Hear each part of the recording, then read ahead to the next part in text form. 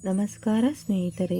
ಇಂದು ನಾವು ಅನೇಕ ಜನರಿಗೆ ಹೆಚ್ಚು ಪರಿಚಯವಿಲ್ಲದ ಆದರೆ ಶಾಕ್ತ ಸಂಪ್ರದಾಯದಲ್ಲಿ ಅತ್ಯಂತ ಪವಿತ್ರವೆಂದು ಪರಿಗಣಿಸಲ್ಪಡುವ ಗುಪ್ತ ನವರಾತ್ರಿ ಅಥವಾ ವಾರಾಹಿ ನವರಾತ್ರಿ ಕುರಿತು ಸಂಪೂರ್ಣವಾಗಿ ತಿಳಿದುಕೊಳ್ಳೋಣ. ಒಂದು ವರ್ಷದಲ್ಲಿ ಒಟ್ಟು 4 ನವರಾತ್ರಿಗಳು ಬರುತ್ತವೆ.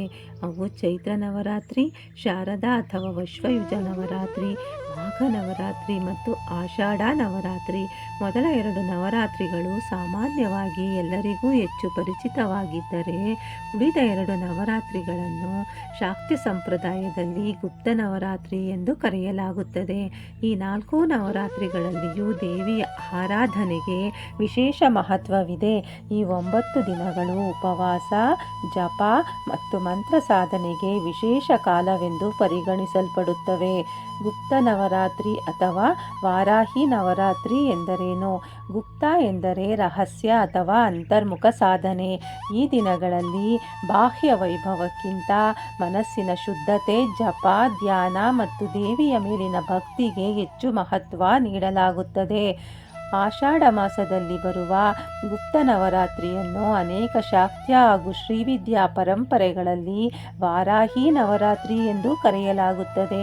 ಈ ಅವಧಿಯಲ್ಲಿ ವಾರಾಹಿ ದೇವಿಯ ಆರಾಧನೆಗೆ ವಿಶೇಷ ಸ್ಥಾನವಿದೆ. ವಾರಾಹಿ ದೇವಿ ಯಾರು? ವಾರಾಹಿ ದೇವಿಯು ಸಪ್ತ ಮಾತೃಕೆಯರಲ್ಲಿ ಒಬ್ಬಳು. ಶಾಕ್ತ ಆಗಮಗಳು ಮತ್ತು ಶ್ರೀವಿದ್ಯಾ ಪರಂಪರೆಯ ಪ್ರಕಾರ ಅವಳು ಶ್ರೀ ಮಹಾವಿಷ್ಣುವಿನ ವರಾಹ ಅವತಾರದ ದೈವಿಕ ಶಕ್ತಿರೂಪ.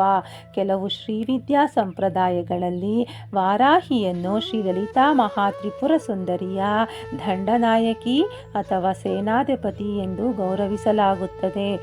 ಭಕ್ತರ ನಂಬಿಕೆಯ ಪ್ರಕಾರ ವಾರಾಹಿ ದೇವಿಯ ಆರಾಧನೆಯಿಂದ ಧೈರ್ಯ, ಆತ್ಮಬಲ, ಮನೋಸ್ಥೈರ್ಯ ಮತ್ತು ದೈವಿಕ ರಕ್ಷಣೆಯ ಅನುಗ್ರಹ ದೊರೆಯುತ್ತದೆ.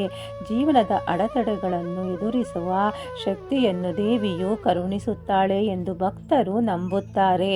ಗುಪ್ತ ನವರಾತ್ರಿಯನ್ನು ಹೇಗೆ ಆಚರಿಸಬೇಕು?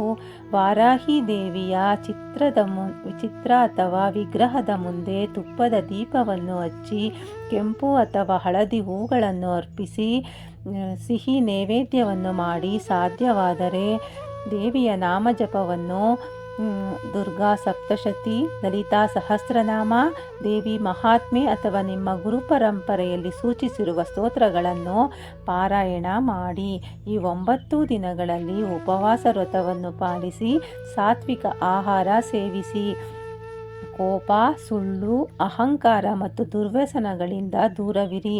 ಸಾಧ್ಯವಾದಷ್ಟು ದಾನ, ಧರ್ಮ ಮತ್ತು ಸೇವೆ ಮಾಡಿ. ಸ್ನೇಹಿತರೆ, ಗುಪ್ತ ನವರಾತ್ರಿ ಮತ್ತು ವಾರಾಹಿ ನವರಾತ್ರಿ ಶಾಕ್ತ ಸಂಪ್ರದಾಯದಲ್ಲಿ ಅತ್ಯಂತ ಪವಿತ್ರವಾದ ಸಾಧನೆಯ ಕಾಲವಾಗಿದೆ. ಈ 9 ದಿನಗಳು ನಮಗೆ ಹೊರಗಿನ ಆಚರಣೆಗಿಂತ ಒಳಗಿನ ಶುದ್ಧತೆ, ಭಕ್ತಿ ಮತ್ತು ಆತ್ಮ ಸಂಯಮವೇ ನಿಜವಾದ ಪೂಜೆ ಎಂಬ ಸಂದೇಶವನ್ನು ನೀಡುತ್ತವೆ. ಆದ್ದರಿಂದ ಈ ಪವಿತ್ರ ದಿನಗಳಲ್ಲಿ ಮನಃಪೂರ್ವಕವಾಗಿ ದೇವಿಯನ್ನು ಸ್ಮರಿಸಿ, ಸಾತ್ವಿಕ ಜೀವನವನ್ನು ಅನುಸರಿಸಿ ವಾರಾಹಿ ಅಮ್ಮನ ಕೃಪೆಗೆ ಪಾತ್ರರಾಗೋಣ. ಧನ್ಯವಾದಗಳು.